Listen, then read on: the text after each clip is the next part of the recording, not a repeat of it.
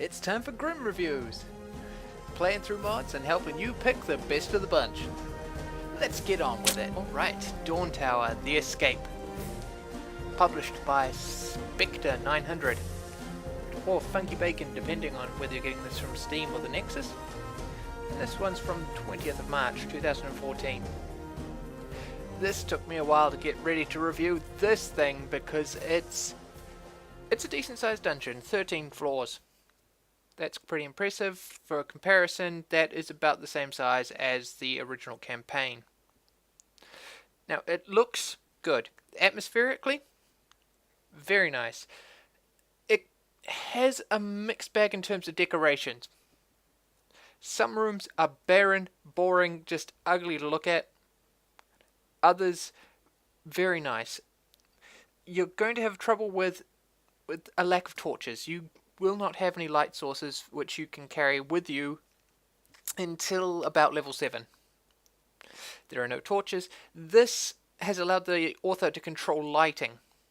So, atmospherically, the lighting works. It works very, very well. Quite often, when you come across an actual torch in a holder, you can't get access to it, but it looks fantastic. That yellow light just shining in, it looks great. If you are concerned, however, about lighting, then it might be wise to import a party with a mage who's a high enough level to cast light. Now, of novel mechanics, there are the introduction of a new thing with keys. And what happens is, instead of putting a key in the socket, having it disappear and unlock the door, you put it in the socket and you can take it out again and put it in another socket.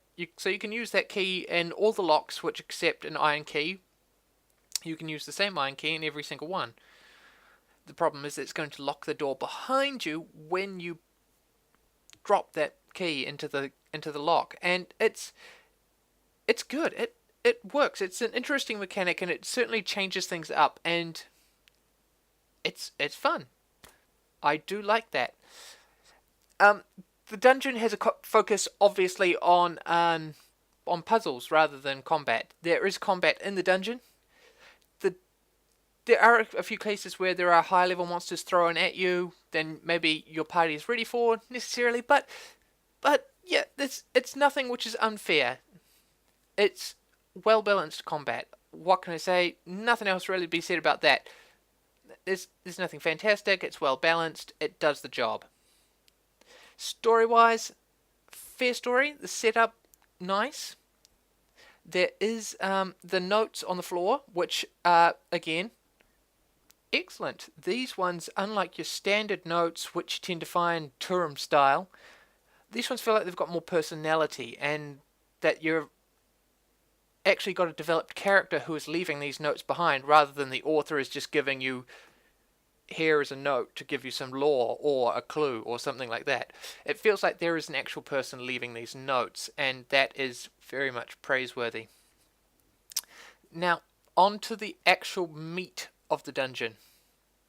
That would be the puzzles, and I hated these because I don't like timing puzzles. Nothing is more frustrating than a timing puzzle to me, because you can see the solution and you know exactly what you got to do, and you got to do it 40 or 50 times because yeah, you can't get that to work because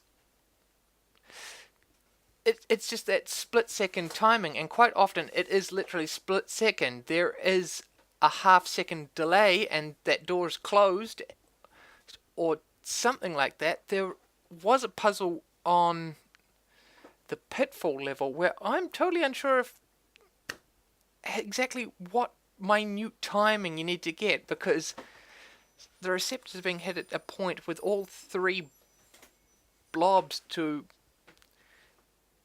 an extent where you cannot differentiate the sound between the three of them hitting. It sounds like they're all hitting exactly the same time. Nothing happens. It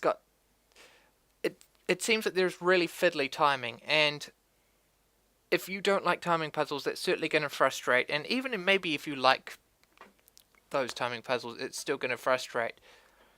But other than that, Yeah, the other major problem would be non-timed puzzles have a lack of clues. Or rather, a lack of obvious clues. There are environmental cues, which are done very well, I should say. You get hints from lighting, the way the light is passing through a doorway, the shadows that it's casting. Something like that can be giving you a clue as to what you're supposed to be doing. However, the problem arising from that is that it's unclear exactly what am I supposed to be doing with this? Yeah, you've provided me with this information. I can see that there are shadows being cast against this wall, but do I pull these levers? Do I leave these levers alone?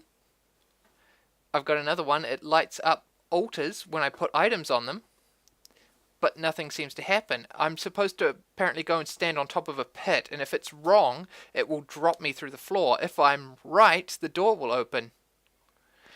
And there's absolutely no way in hell that you're actually told in any way that you're supposed to stand on top of that for 5 seconds.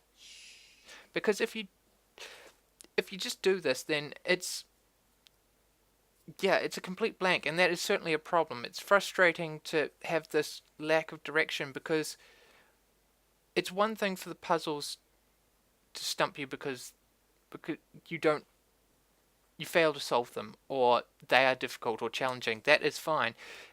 It's another thing to have them frustrate because you have absolutely no clue what to do. They're unclear. That is certainly a problem. Other than that, there are obvious texture issues. You've probably seen those mixed tile sets, flickers. These are minor things. If they bother you, then yeah, that's something. But they're not everywhere. It's certainly not a major problem. Now, don't let that put you off, because this is still very well crafted, and I would say that it's worth a try. It is going to frustrate you, though. No doubt about that. And there is room for improvement, but very well done. I mean, look at these sections. Lighting, just the setup of these events. So with this Grimrock haunting the hallways, it's wonderful. And certainly, it can be a very visually appealing dungeon. It's well crafted. There are new mechanics introduced. It would definitely be one which is worth having a look at. So overall, this one would warrant a 4. It's well crafted enough, frustrating as it is. Those puzzles, I can't really blame them, because their nature is such that they are going to be frustrating to certain players, and I am certainly one of those players. It does, however, introduce many new elements, new mechanics. It looks good. The story is good. There are those scripted events which I mentioned, Grimrocks and such. Those are excellent. So this more than pushes it above the average. It's a worthwhile dungeon, and one that you maybe should check out, but not if you're not into those puzzles. If those timed puzzles are going to frustrate you, then yeah, there are far too many of them in there.